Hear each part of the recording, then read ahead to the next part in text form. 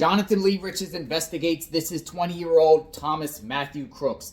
This is the Trump would-be assassin right here. This individual went to a rally in Butler, Pennsylvania, Trump rally, and it attempted to do bodily harm on Donald Trump. Trump got hit in the ear. This guy had a rifle, people say, a weapon on him, and started shooting, and authorities shot back and eliminated this individual. But I'm going to give you some new information because there was someone that spoke to the media, and he said he attended 2 rallies, Trump rallies, in Butler, Pennsylvania. One was at an airport, and then you got this location here. And he's saying the difference between 2 rallies. The rally at the airport had snipers on every rooftop.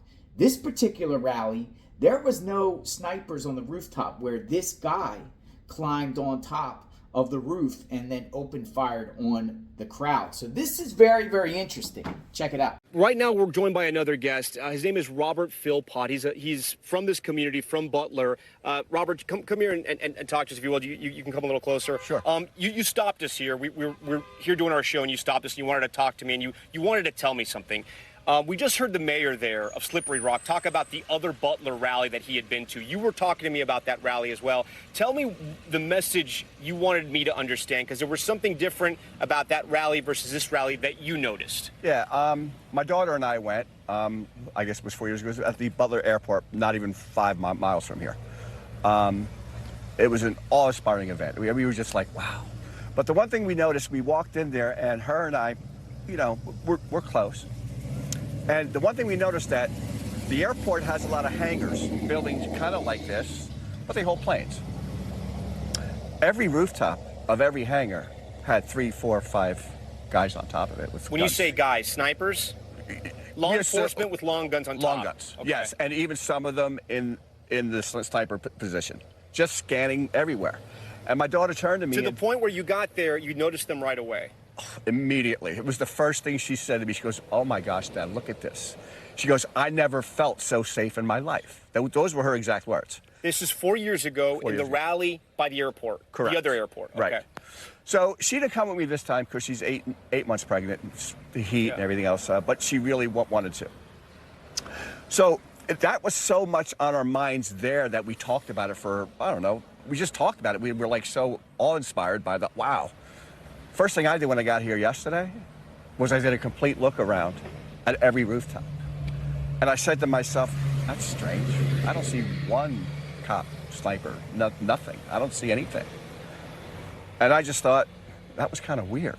And at what time is this when you're sort of looking around trying to see what you saw 4 years ago? It's probably about, well, 4 years ago, we noticed it. Today, I mean, or yesterday. What time was that when you started looking? Probably about 2 hours before he came on stage. Okay. But I didn't stop looking because it's something that was in my mind because of it was so noticeable back then, but it was also just as noticeable not being that way. And then did you notice, because on that barn right there, that's where the law enforcement snipers were that engaged with the alleged assassin. Did you notice them? I did not.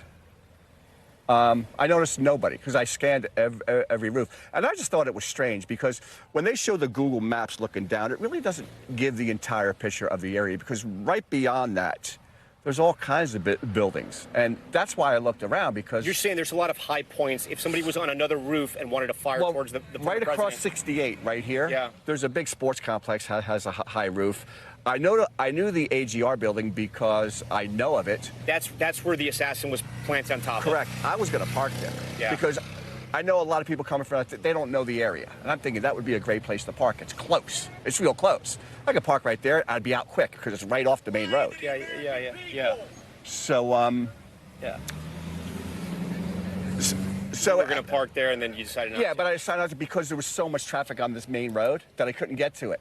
So I couldn't get to it. Do you even drive by? Did you see it? I drive by it every day. It's easy because I drove by it as well. It's easy to walk into, essentially. Like if you were to drive over there, you could walk right into it. Well, that's why I was going to park there because I knew that.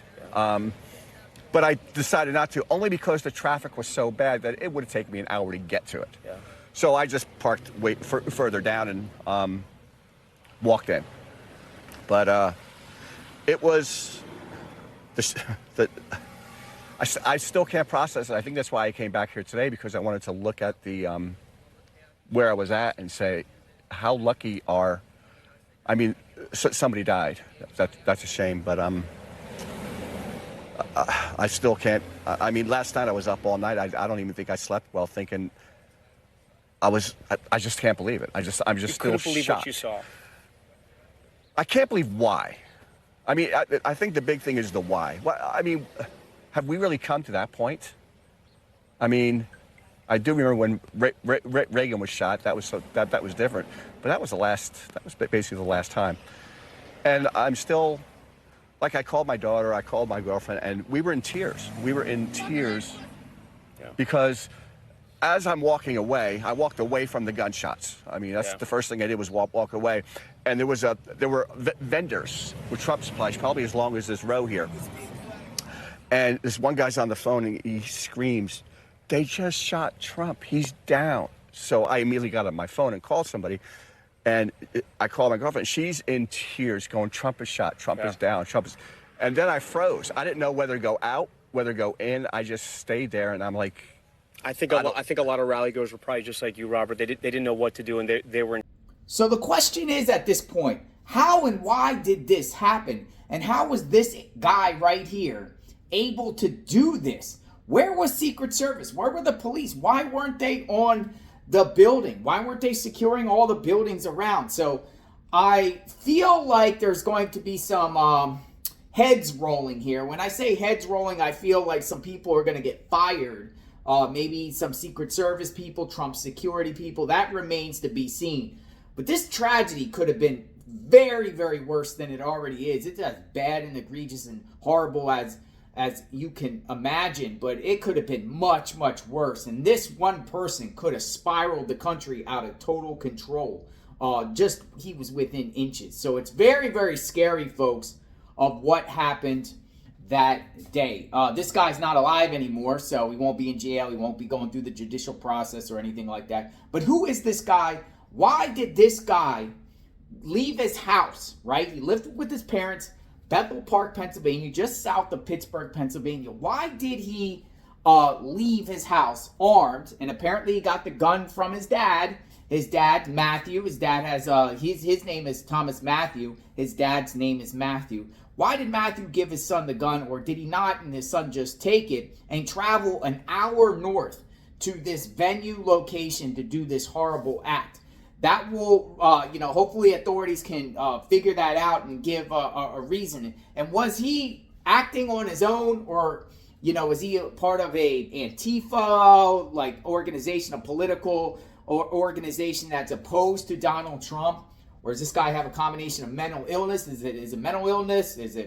Why did he do this? Because, now his parents possibly could be charged too, folks. For providing the weapons or unsafe keeping of the gun, or maybe his parents knew. I don't know. We're not going to judge the parents at this time, but the parents, I'm told, are at the police barracks, and they're definitely being interrogated for what happened. So it remains to be seen if anyone gets charged out of this, and or, heads rolling as far as Trump organizers, the Secret Service, the venue location, whoever set this up. I mean, how is this going to be prevented from happening again? Because one person lost their life and two other got injured here. There was blood all over the stands and everything like that. People scattered all over the place. I'm expecting some lawsuits possibly be filed with this particular case too. So remains to be seen, but we are analyzing this guy to a T and digging in deeply. Let me know what you think. Subscribe to the channel, hit the notification button. When more information comes out about this guy, 20 years old, I will share with all of you. I am JLO Investigates. Stay tuned.